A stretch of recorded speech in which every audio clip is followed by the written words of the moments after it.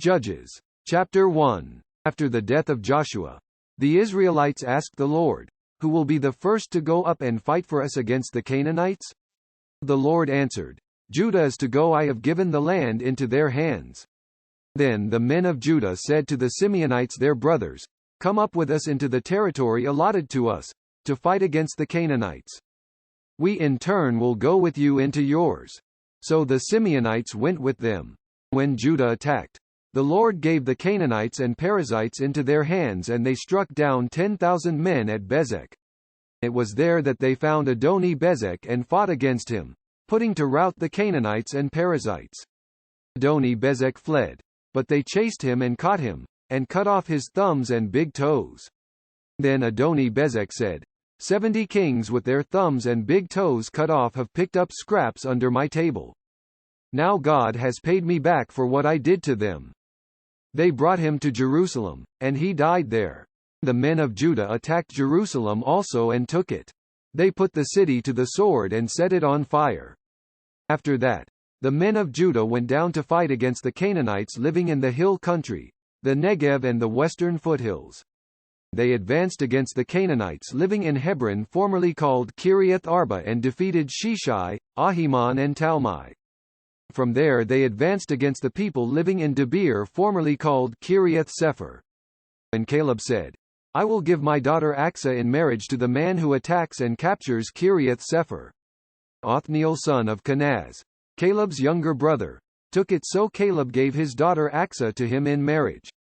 One day when she came to Othniel, she urged him to ask her father for a field. When she got off her donkey, Caleb asked her, "What can I do for you?" She replied, "Do me a special favor.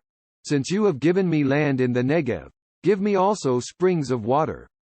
Then Caleb gave her the upper and lower springs. The descendants of Moses's father-in-law, the Kenite, went up from the city of palms with the men of Judah to live among the people of the desert of Judah in the Negev near Arad. Then the men of Judah went with the Simeonites their brothers and attacked the Canaanites living in Zephath, and they totally destroyed the city. Therefore it was called Hormah. The men of Judah also took Gaza, Ashkelon and Ekron, each city with its territory. The Lord was with the men of Judah. They took possession of the hill country, but they were unable to drive the people from the plains, because they had iron chariots. As Moses had promised, Hebron was given to Caleb, who drove from it the 3 sons of Anak. The Benjamites, however, failed to dislodge the Jebusites, who were living in Jerusalem. To this day the Jebusites live there with the Benjamites. Now the house of Joseph attacked Bethel, and the Lord was with them. When they sent men to spy out Bethel, formerly called Luz, the spies saw a man coming out of the city, and they said to him, "Show us how to get into the city, and we will see that you are treated well." So he showed them, and they put the city to the sword, but spared the man and his whole family. He then went to the land of the Hittites, where he built a city and called it Luz, which is its name to this day. But Manasseh did not drive out the people of Beth-shan or Tanakh, or Dor or Ibelim or Megiddo and their surrounding settlements, for the Canaanites were determined to live in that land. When Israel became strong, they pressed the Canaanites into forced labor but never drove them out completely. Nor did Ephraim drive out the Canaanites living in Gezer, but the Canaanites continued to live there among them. Neither did Zebulun drive out the Canaanites living in Kitron or Nahalol, who remained among them, but they did subject them to forced labor. Nor did Asher drive out those living in Akko or Sidon or Alab or Asisib or Helbah or Aphek or Rehob. And because of this the people of Asher lived among the Canaanite inhabitants of the land. Neither did Naphtali drive out those living in Beth Shemesh or Beth Anath. But the Naphtalites too lived among the Canaanite inhabitants of the land, and those living in Beth Shemesh and Beth Anath became forced laborers for them. The Amorites confined the Danites to the hill country, not allowing them to come down into the plain. And the Amorites were determined also to hold out in Mount Heres, Aijalon and Shalbim. But when the power of the house of Joseph increased, they too were pressed into forced labor. The boundary of the Amorites was from Scorpion Pass to Selah and beyond.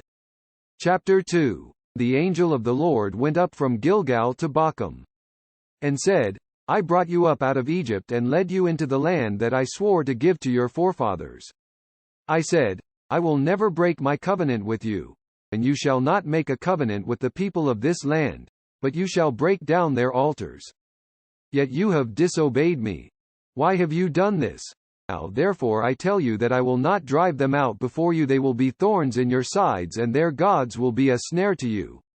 When the angel of the Lord had spoken these things to all the Israelites, the people wept aloud. And they called that place Bochim.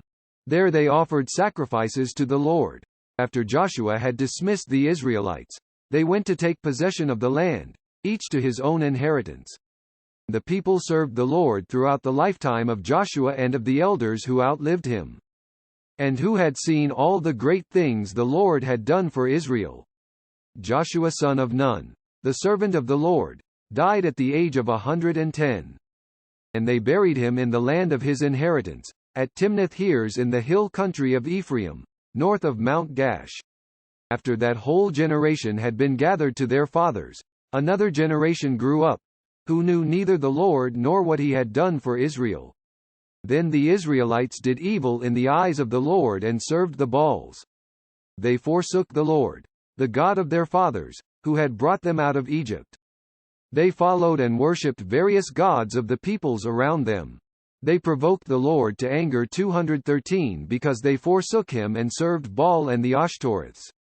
In his anger against Israel the Lord handed them over to raiders who plundered them. He sold them to their enemies all around, whom they were no longer able to resist.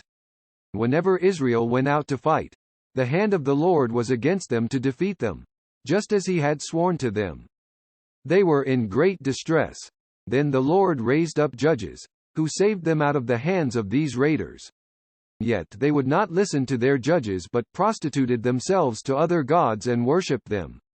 Unlike their fathers, they quickly turned from the way in which their fathers had walked, the way of obedience to the Lord's commands. Whenever the Lord raised up a judge for them, he was with the judge and saved them out of the hands of their enemies. As long as the judge lived, for the Lord had compassion on them as they groaned under those who oppressed and afflicted them. But when the judge died, the people returned to ways even more corrupt than those of their fathers, following other gods and serving and worshipping them.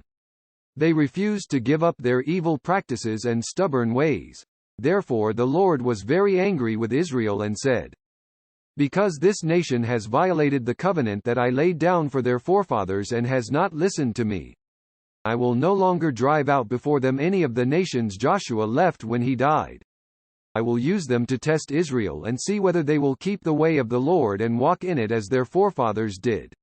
The Lord had allowed those nations to remain. He did not drive them out at once by giving them into the hands of Joshua. Chapter 3. These are the nations the Lord left to test all those Israelites who had not experienced any of the wars in Canaan. He did this only to teach warfare to the descendants of the Israelites who had not had previous battle experience. The 5 rulers of the Philistines, all the Canaanites, the Sidonians, and the Hivites living in the Lebanon mountains from Mount Baal Hermon to Labo Hamath. They were left to test the Israelites to see whether they would obey the Lord's commands, which he had given their forefathers through Moses. The Israelites lived among the Canaanites, Hittites, Amorites, Perizzites, Hivites and Jebusites. 6. They took their daughters in marriage and gave their own daughters to their sons, and served their gods. The Israelites did evil in the eyes of the Lord. They forgot the Lord their God and served the Baals and the Asherahs.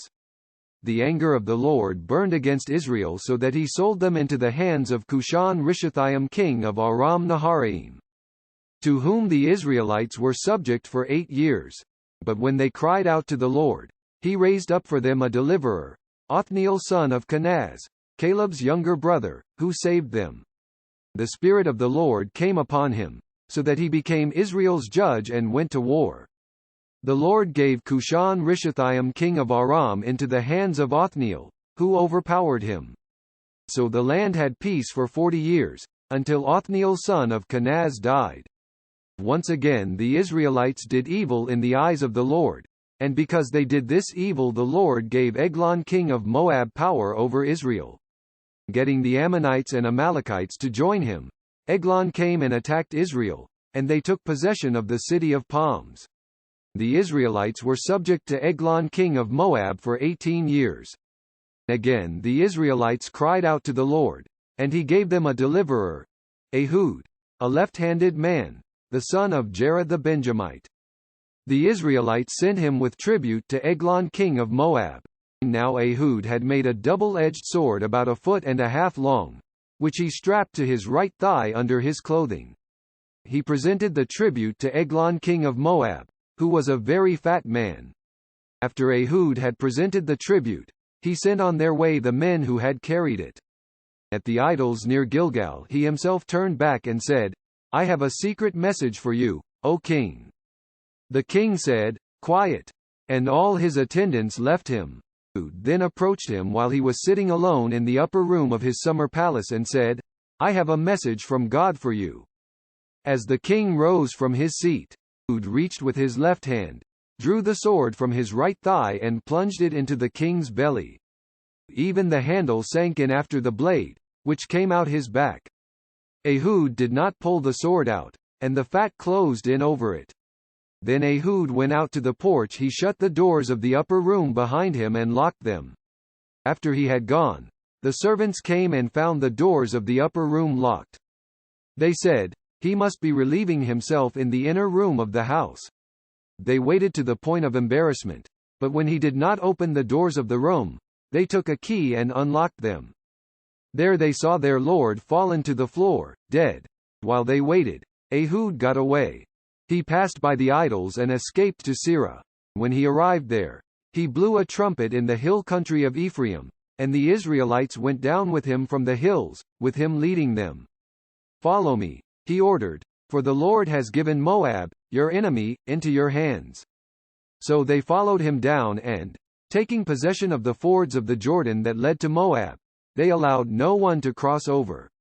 At that time they struck down about 10,000 Moabites, all vigorous and strong, not a man escaped.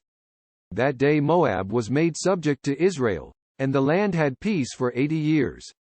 After Ehud came Shamgar son of Anath, who struck down 600 Philistines with an ox goad. He too saved Israel. Chapter 4. After Ehud died, the Israelites once again did evil in the eyes of the Lord. So the Lord sold them into the hands of Jabin, a king of Canaan, who reigned in Hazor. The commander of his army was Sisera, who lived in Harosheth Hagoyim. Because he had 900 iron chariots and had cruelly oppressed the Israelites for 20 years, they cried to the Lord for help. Deborah, a prophetess, the wife of Lapidoth, was leading Israel at that time. She held court under the palm of Deborah between Ramah and Bethel in the hill country of Ephraim. And the Israelites came to her to have their disputes decided. She sent for Barak son of Abinoam from Kadesh in Naphtali and said to him, "The Lord, the God of Israel, commands you, go. Take with you 10,000 men of Naphtali and Zebulun and lead the way to Mount Tabor. I will lure Sisera, the commander of Jabin's army, with his chariots and his troops to the Kishon River and give him into your hands." Barak said to her, "If you go with me, I will go, but if you don't go with me, I won't go." "Very well," Deborah said, "I will go with you. But because of the way you are going about this, the honor will not be yours, for the Lord will hand Sisera over to a woman." So Deborah went with Barak to Kadesh, where he summoned Zebulun and Naphtali. 10,000 men followed him, and Deborah also went with him. And now Eber the Kenite had left the other Kenites, the descendants of Hobab, Moses's brother-in-law, and pitched his tent by the great tree in Zaanannim near Kadesh. When they told Sisera that Barak son of Abinoam had gone up to Mount Tabor, Sisera gathered together his 900 iron chariots and all the men with him, from Harosheth Hagoyim to the Kishon River. Then Deborah said to Barak, "Go. This is the day the Lord has given Sisera into your hands. Has not the Lord gone ahead of you?" So Barak went down Mount Tabor, followed by 10,000 men. At Barak's advance, the Lord routed Sisera and all his chariots and army by the sword, and Sisera abandoned his chariot and fled on foot. But Barak pursued the chariots and army as far as Harosheth Hagoyim. All the troops of Sisera fell by the sword, not a man was left. Sisera, however, fled on foot to the tent of Jael, the wife of Eber the Kenite, because there were friendly relations between Jabin king of Hazor and the clan of Eber the Kenite. Jael went out to meet Sisera and said to him, "Come, my lord, come right in. Don't be afraid." So he entered her tent, and she put a covering over him. "I'm thirsty," he said. "Please give me some water." She opened a skin of milk, gave him a drink, and covered him up. "Stand in the doorway of the tent," he told her. "If someone comes by and asks you, 'Is anyone here?' say, 'No.'" But Jael, Eber's wife, picked up a tent peg and a hammer and went quietly to him while he lay fast asleep, exhausted. She drove the peg through his temple into the ground, and he died. Barak came by in pursuit of Sisera, and Jael went out to meet him. "Come," she said, "I will show you the man you're looking for." So he went in with her, and there lay Sisera with the tent peg through his temple, dead. On that day God subdued Jabin, the Canaanite king, before the Israelites. And the hand of the Israelites grew stronger and stronger against Jabin, the Canaanite king, until they destroyed him. Chapter 5. On that day Deborah and Barak son of Abinoam sang this song. When the princes in Israel take the lead, when the people willingly offer themselves, praise the Lord. Hear this, you kings. Listen, you rulers. I will sing to the Lord. I will sing, I will make music to the Lord, the God of Israel. O Lord, when you went out from Seir, when you marched from the land of Edom, the earth shook, the heavens poured, the clouds poured down water. The mountains quaked before the Lord, the one of Sinai, before the Lord, the God of Israel. In the days of Shamgar son of Anath, in the days of Jael, the roads were abandoned, travelers took to winding paths. Village life in Israel ceased until I, Deborah, arose a mother in Israel. When they chose new gods, war came to the city gates, and not a shield or spear was seen among 40,000 in Israel. My heart is with Israel's princes, with the willing volunteers among the people. Praise the Lord, you who ride on white donkeys, sitting on your saddle blankets, and you who walk along the road, consider the voice of the singers at the watering places. They recite the righteous acts of the Lord, the righteous acts of his warriors in Israel. Then the people of the Lord went down to the city gates. Wake up, Deborah. Wake up, break out in song. Arise, O Barak, take captive your captives, O son of Abinoam. Then the men who were left came down to the nobles. The people of the Lord came to me with the mighty. Some came from Ephraim, whose roots were in Amalek. Benjamin was with the people who followed you. From Machir captains came down, from Zebulun those who bear a commander's staff. The princes of Issachar were with Deborah. Yes, Issachar was with Barak, rushing after him into the valley. In the districts of Reuben there was much searching of heart. Why did you stay among the campfires to hear the whistling for the flocks? In the districts of Reuben there was much searching of heart. Gilead stayed beyond the Jordan. And Dan, why did he linger by the ships? Asher remained on the coast and stayed in his coves. The people of Zebulun risked their very lives, so did Naphtali on the heights of the field. Kings came. They fought. The kings of Canaan fought at Tanakh by the waters of Megiddo, but they carried off no silver, no plunder. From the heavens the stars fought. From their courses they fought against Sisera. The river Kishon swept them away, the age-old river, the river Kishon. March on, my soul, be strong. Then thundered the horses' hoofs. Galloping, galloping go his mighty steeds. Curse Meroz, said the angel of the Lord. Curse its people bitterly, because they did not come to help the Lord against the mighty. Most blessed of women be Jael, the wife of Eber the Kenite, most blessed of tent-dwelling women. He asked for water, and she gave him milk in a bowl fit for nobles. She brought him curdled milk. Her hand reached for the tent peg, her right hand for the workman's hammer. She struck Sisera, she crushed his head, she shattered and pierced his temple. At her feet he sank. He fell, there he lay. At her feet he sank. He fell, where he sank, there he fell, dead. Through the window peered Sisera's mother. Behind the lattice she cried out, "Why is his chariot so long in coming? Why is the clatter of his chariots delayed?" The wisest of her ladies answer her, "Indeed," she keeps saying to herself, "are they not finding and dividing the spoils, a girl or two for each man? Colorful garments, Isera. Colorful garments embroidered, highly embroidered garments for my neck. All this as plunder? So may all your enemies perish, O Lord. But may they who love you be like the sun when it rises in its strength." Then the land had peace 40 years. Chapter 6. Again the Israelites did evil in the eyes of the Lord, and for 7 years he gave them into the hands of the Midianites. Because the power of Midian was so oppressive, the Israelites prepared shelters for themselves in mountain clefts, caves and strongholds. Whenever the Israelites planted their crops, the Midianites, Amalekites and other eastern peoples invaded the country. They camped on the land and ruined the crops all the way to Gaza and did not spare a living thing for Israel, neither sheep nor cattle nor donkeys. They came up with their livestock and their tents like swarms of locusts. It was impossible to count the men and their camels. They invaded the land to ravage it. Midian so impoverished the Israelites that they cried out to the Lord for help. When the Israelites cried to the Lord because of Midian, he sent them a prophet, who said, "This is what the Lord, the God of Israel, says: I brought you up out of Egypt, out of the land of slavery.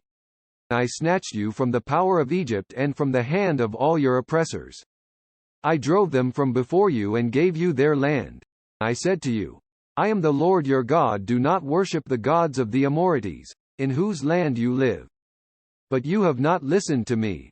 The angel of the Lord came and sat down under the oak in Ophrah that belonged to Joash the Abiezrite, where his son Gideon was threshing wheat in a winepress to keep it from the Midianites. When the angel of the Lord appeared to Gideon, he said, "The Lord is with you, mighty warrior."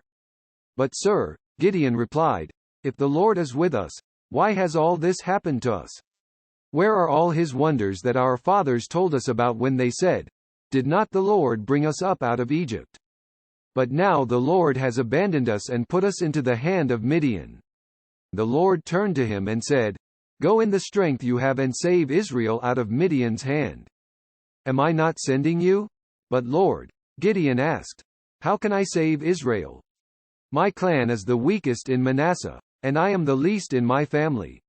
The Lord answered, "I will be with you, and you will strike down all the Midianites together."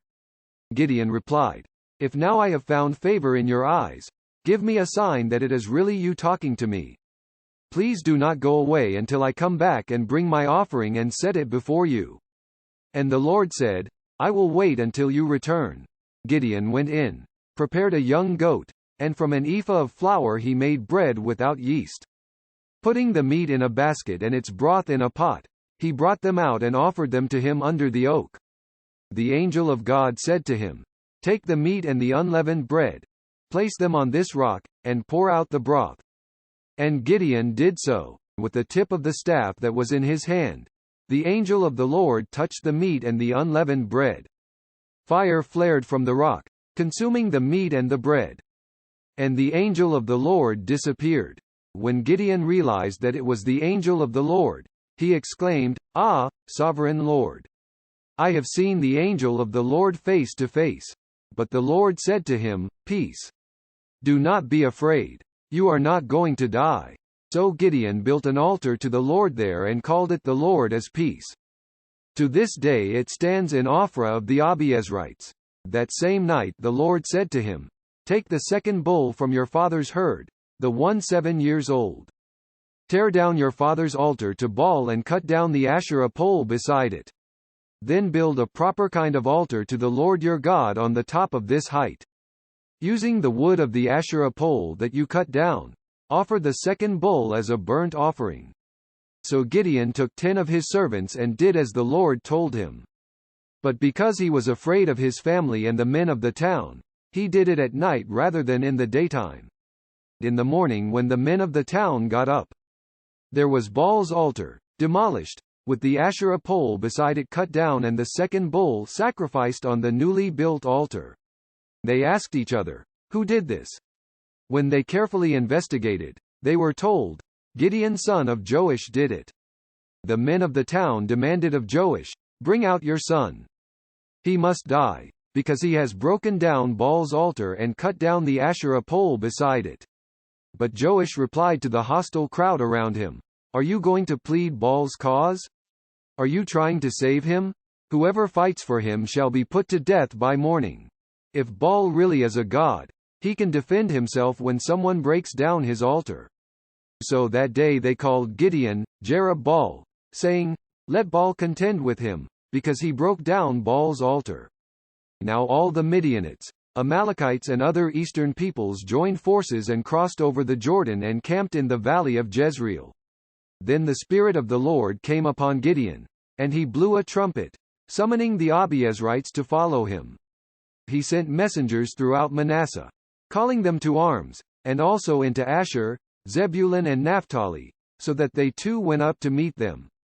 Gideon said to God, "If you will save Israel by my hand as you have promised, look, I will place a wool fleece on the threshing floor. If there is dew only on the fleece and all the ground is dry, then I will know that you will save Israel by my hand, as you said." And that is what happened. Gideon rose early the next day. He squeezed the fleece and wrung out the dew, a bowlful of water. Then Gideon said to God, "Do not be angry with me. Let me make just one more request. Allow me one more test with the fleece. This time make the fleece dry and the ground covered with dew." That night God did so. Only the fleece was dry, all the ground was covered with dew. Chapter 7. Early in the morning, Jerub-Baal, that is, Gideon and all his men camped at the spring of Harod. The camp of Midian was north of them in the valley near the hill of Moreh. The Lord said to Gideon, "You have too many men for me to deliver Midian into their hands. In order that Israel may not boast against me that her own strength has saved her. Announce now to the people, anyone who trembles with fear may turn back and leave Mount Gilead." So 22,000 men left, while 10,000 remained. But the Lord said to Gideon, "There are still too many men. Take them down to the water, and I will sift them for you there. If I say, 'This one shall go with you,' he shall go, but if I say, 'This one shall not go with you,' he shall not go." So Gideon took the men down to the water. There the Lord told him, "Separate those who lap the water with their tongues like a dog from those who kneel down to drink." 300 men lapped with their hands to their mouths. All the rest got down on their knees to drink. The Lord said to Gideon, "With the 300 men that lapped I will save you and give the Midianites into your hands. Let all the other men go, each to his own place." So Gideon sent the rest of the Israelites to their tents but kept the 300, who took over the provisions and trumpets of the others. Now the camp of Midian lay below him in the valley. During that night the Lord said to Gideon, "Get up, go down against the camp, because I am going to give it into your hands. If you are afraid to attack, go down to the camp with your servant Purah, and listen to what they are saying. Afterward, you will be encouraged to attack the camp." So he and Purah his servant went down to the outposts of the camp. The Midianites, the Amalekites and all the other eastern peoples had settled in the valley, thick as locusts. Their camels could no more be counted than the sand on the seashore. Gideon arrived just as a man was telling a friend his dream. "I had a dream," he was saying. A round loaf of barley bread came tumbling into the Midianite camp. It struck the tent with such force that the tent overturned and collapsed. His friend responded, "This can be nothing other than the sword of Gideon son of Joash, the Israelite. God has given the Midianites and the whole camp into his hands." When Gideon heard the dream and its interpretation, he worshipped God. He returned to the camp of Israel and called out, "Get up! The Lord has given the Midianite camp into your hands." Dividing the 300 men into 3 companies, he placed trumpets and empty jars in the hands of all of them, with torches inside. "Watch me," he told them. "Follow my lead. When I get to the edge of the camp, do exactly as I do." when I and all who are with me blow our trumpets, then from all around the camp blow yours and shout, for the Lord and for Gideon." Gideon and the 100 men with him reached the edge of the camp at the beginning of the middle watch, just after they had changed the guard. They blew their trumpets and broke the jars that were in their hands. The 3 companies blew the trumpets and smashed the jars. Grasping the torches in their left hands and holding in their right hands the trumpets they were to blow, they shouted, "A sword for the Lord and for Gideon." While each man held his position around the camp, all the Midianites ran, crying out as they fled. When the 300 trumpets sounded, the Lord caused the men throughout the camp to turn on each other with their swords. The army fled to Beth Shittah toward Zererah as far as the border of Abel Mahala near Tabbath. 3 Israelites from Naphtali, Asher and all Manasseh were called out, and they pursued the Midianites. Gideon sent messengers throughout the hill country of Ephraim, saying, "Come down against the Midianites and seize the waters of the Jordan ahead of them as far as Beth-barah." So all the men of Ephraim were called out and they took the waters of the Jordan as far as Beth-barah. They also captured 2 of the Midianite leaders, Oreb and Zeb. They killed Oreb at the rock of Oreb, and Zeb at the winepress of Zeb. They pursued the Midianites and brought the heads of Oreb and Zeb to Gideon, who was by the Jordan. Chapter 8. Now the Ephraimites asked Gideon, "Why have you treated us like this? Why didn't you call us when you went to fight Midian?" And they criticized him sharply. But he answered them, "What have I accomplished compared to you? Aren't the gleanings of Ephraim's grapes better than the full grape harvest of Abiezer? God gave Oreb and Zeb, the Midianite leaders, into your hands. What was I able to do compared to you?" At this, their resentment against him subsided. Gideon and his 300 men, exhausted yet keeping up the pursuit, came to the Jordan and crossed it. He said to the men of Succoth, "Give my troops some bread, they are worn out, and I am still pursuing Zebah and Zalmunna, the kings of Midian." But the officials of Succoth said, "Do you already have the hands of Zebah and Zalmunna in your possession? Why should we give bread to your troops?" Then Gideon replied, "Just for that, when the Lord has given Zebah and Zalmunna into my hand, I will tear your flesh with desert thorns and briars." From there he went up to Peniel and made the same request of them, but they answered as the men of Succoth had. So he said to the men of Peniel, "When I return in triumph, I will tear down this tower." And now Zebah and Zalmunna were in Karkor with a force of about 15,000 men. All that were left of the armies of the eastern peoples, 120,000 swordsmen, had fallen. Gideon went up by the route of the nomads east of Nobah and Jogbehah and fell upon the unsuspecting army. Zebah and Zalmunna, the 2 kings of Midian, fled, but he pursued them and captured them, routing their entire army. Gideon son of Joash then returned from the battle by the pass of Heres. He caught a young man of Succoth and questioned him. And the young man wrote down for him the names of the 77 officials of Succoth, the elders of the town. Then Gideon came and said to the men of Succoth, "Here are Zebah and Zalmunna, about whom you taunted me by saying, 'Do you already have the hands of Zebah and Zalmunna in your possession? Why should we give bread to your exhausted men?'" He took the elders of the town and taught the men of Succoth a lesson by punishing them with desert thorns and briars. He also pulled down the tower of Peniel and killed the men of the town. Then he asked Zebah and Zalmunna, "What kind of men did you kill at Tabor?" "Men like you," they answered, "each one with the bearing of a prince." Gideon replied, "Those were my brothers, the sons of my own mother. As surely as the Lord lives, if you had spared their lives, I would not kill you." Turning to Jether, his oldest son, he said, "Kill them." But Jether did not draw his sword, because he was only a boy and was afraid. 21 Zebah and Zalmunna said, "Come, do it yourself. As is the man, so is his strength." So Gideon stepped forward and killed them, and took the ornaments off their camels' necks. The Israelites said to Gideon, "Rule over us you, your son and your grandson, because you have saved us out of the hand of Midian."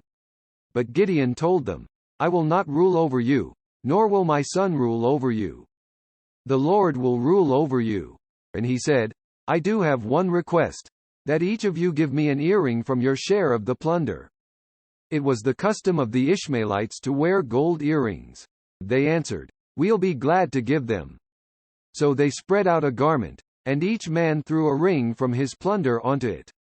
The weight of the gold rings he asked for came to 1,700 shekels. Not counting the ornaments, the pendants and the purple garments worn by the kings of Midian or the chains that were on their camels' necks. Gideon made the gold into an ephod, which he placed in Ophrah, his town. All Israel prostituted themselves by worshipping it there, and it became a snare to Gideon and his family. Thus Midian was subdued before the Israelites and did not raise its head again. During Gideon's lifetime, the land enjoyed peace 40 years. Baal son of Joash went back home to live. He had 70 sons of his own, for he had many wives. His concubine, who lived in Shechem, also bore him a son, whom he named Abimelech. Gideon son of Joash died at a good old age and was buried in the tomb of his father Joash in Ophrah of the Abiezrites. No sooner had Gideon died than the Israelites again prostituted themselves to the Baals. They set up Baal-berith as their god and did not remember the Lord their God, who had rescued them from the hands of all their enemies on every side. They also failed to show kindness to the family of Jerub-Baal, that is, Gideon, for all the good things he had done for them.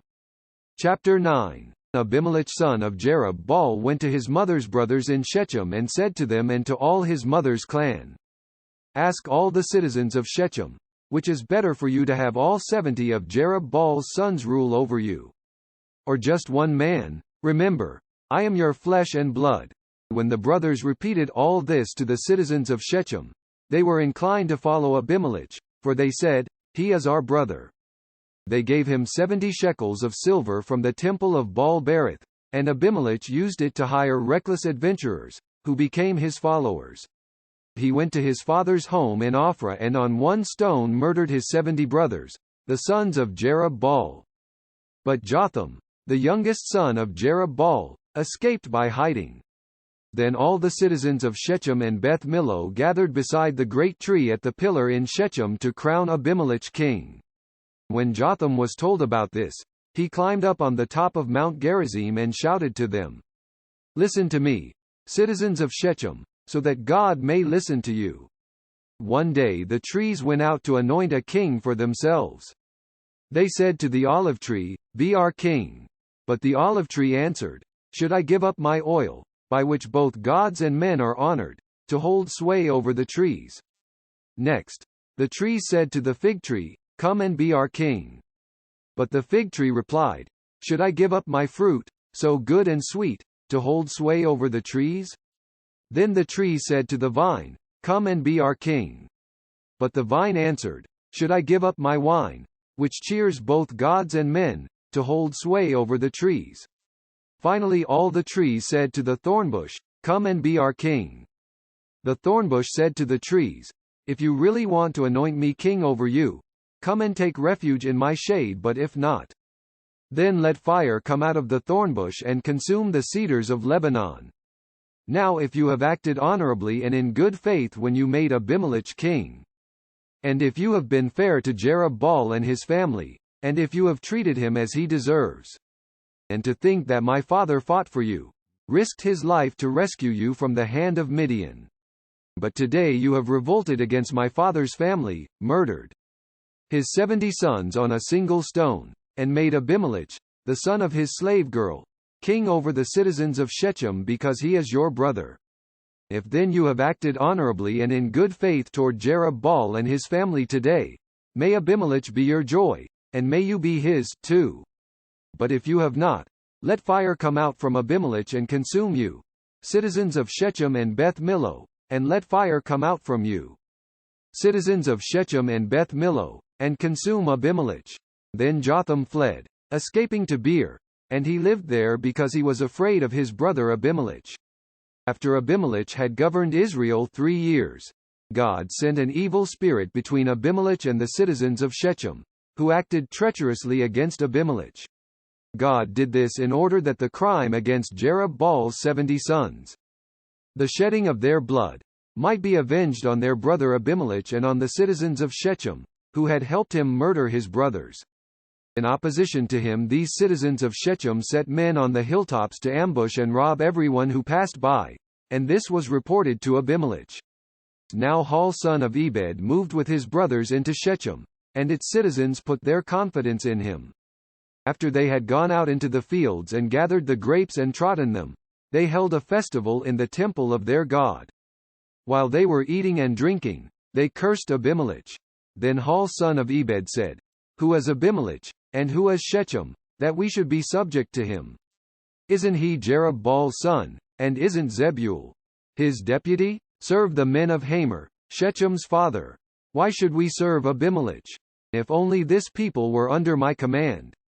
Then I would get rid of him. I would say to Abimelech, call out your whole army." When Zebul the governor of the city heard what Hall son of Ebed said, he was very angry. Under cover he sent messengers to Abimelech, saying, "Hall son of Ebed and his brothers have come to Shechem and are stirring up the city against you. Now then, during the night you and your men should come and lie in wait in the fields. In the morning at sunrise, advance against the city. When Hall and his men come out against you, do whatever your hand finds to do." So Abimelech and all his troops set out by night and took up concealed positions near Shechem in 4 companies. Now Hall son of Ebed had gone out and was standing at the entrance to the city gate just as Abimelech and his soldiers came out from their hiding place. When Hall saw them, he said to Zebul, "Look, people are coming down from the tops of the mountains." Zebul replied, "You mistake the shadows of the mountains for men."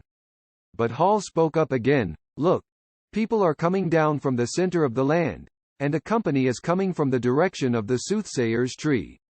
Then Zebul said to him, "Where is your big talk now, you who said, 'Who is Abimelech that we should be subject to him?' Aren't these the men you ridiculed? Go out and fight them." So Hall led out the citizens of Shechem and fought Abimelech. Abimelech chased him, and many fell wounded in the flight, all the way to the entrance to the gate in Arumah, and Zebul drove Hall and his brothers out of Shechem. 942 The next day the people of Shechem went out to the fields, and this was reported to Abimelech. So he took his men, divided them into 3 companies and set an ambush in the fields. When he saw the people coming out of the city, he rose to attack them.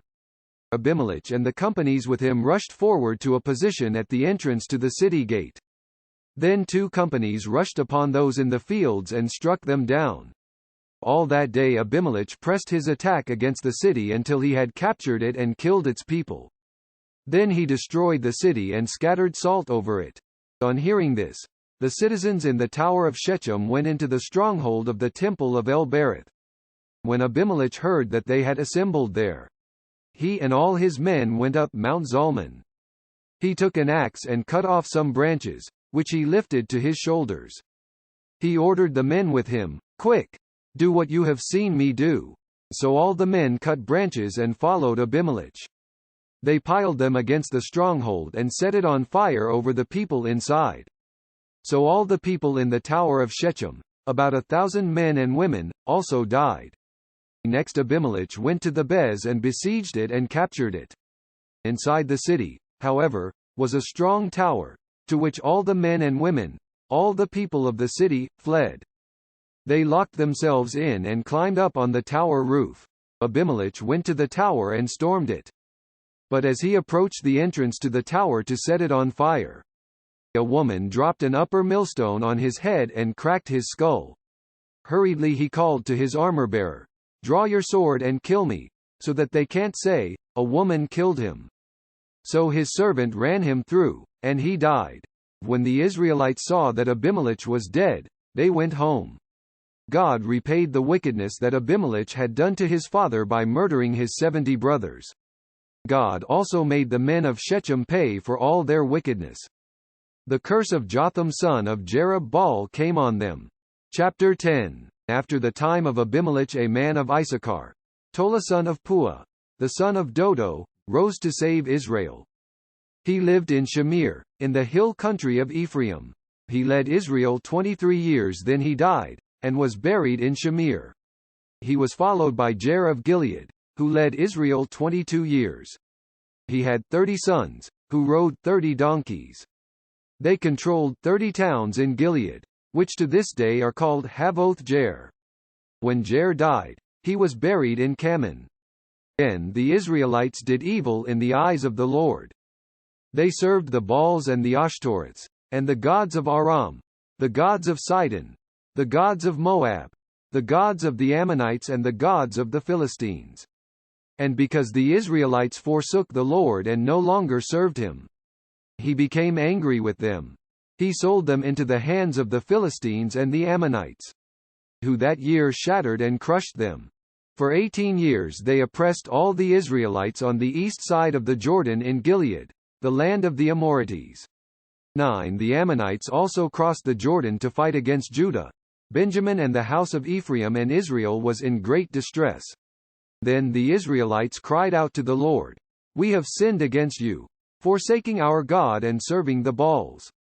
The Lord replied, "When the Egyptians, the Amorites, the Ammonites, the Philistines, the Sidonians, the Amalekites and the Maonites oppressed you and you cried to me for help, did I not save you from their hands? But you have forsaken me and served other gods, so I will no longer save you. Go and cry out to the gods you have chosen. Let them save you when you are in trouble."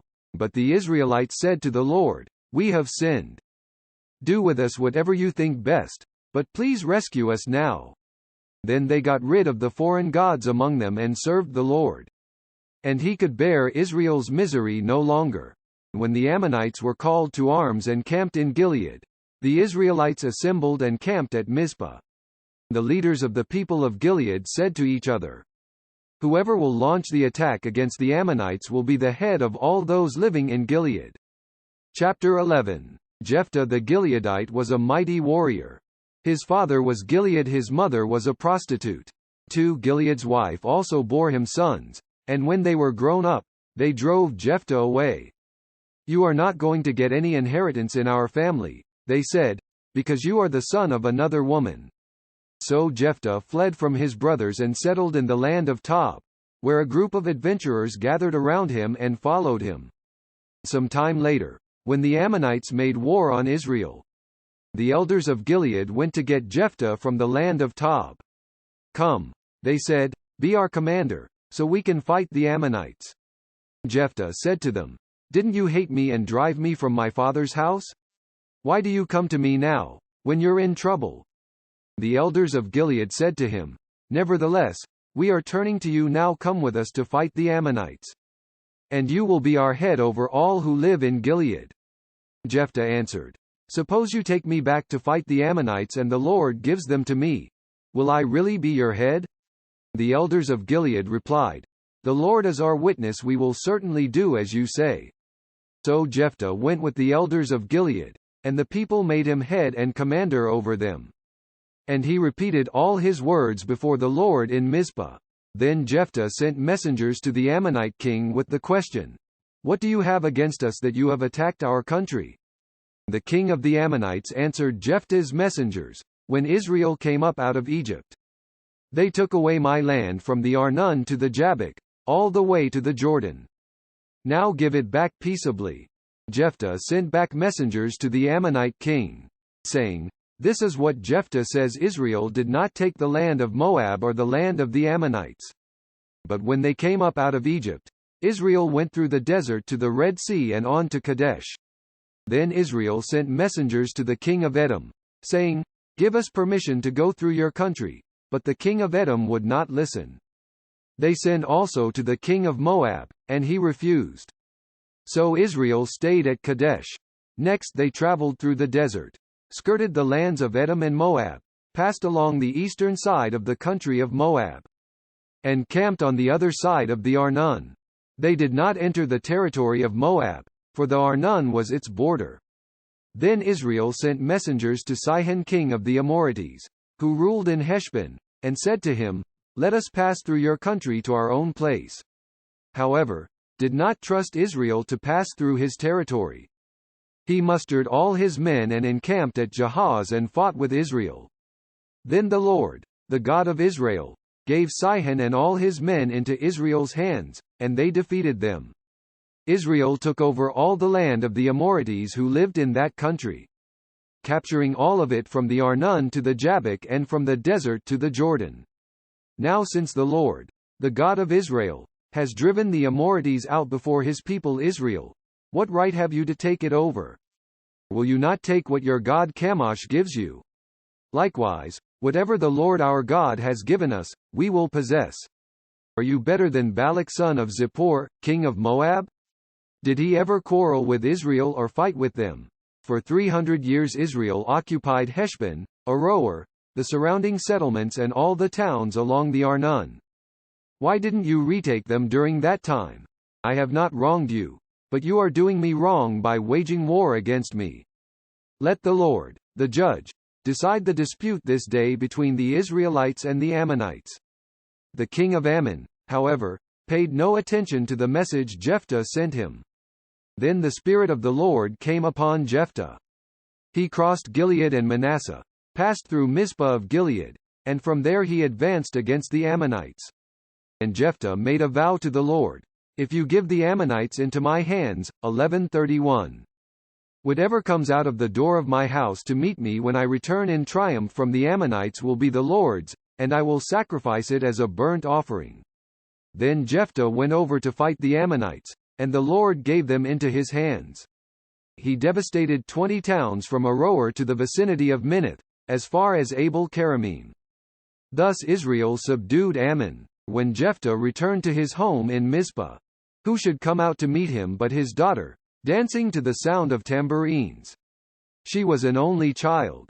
Except for her he had neither son nor daughter. When he saw her, he tore his clothes and cried, "Oh, my daughter! You have made me miserable and wretched, because I have made a vow to the Lord that I cannot break." "My father," she replied, "you have given your word to the Lord. Do to me just as you promised, now that the Lord has avenged you of your enemies, the Ammonites. But grant me this one request," she said. "Give me 2 months to roam the hills and weep with my friends, because I will never marry." "You may go," he said. And he let her go for 2 months. She and the girls went into the hills and wept because she would never marry. After the 2 months, she returned to her father and he did to her as he had vowed. And she was a virgin.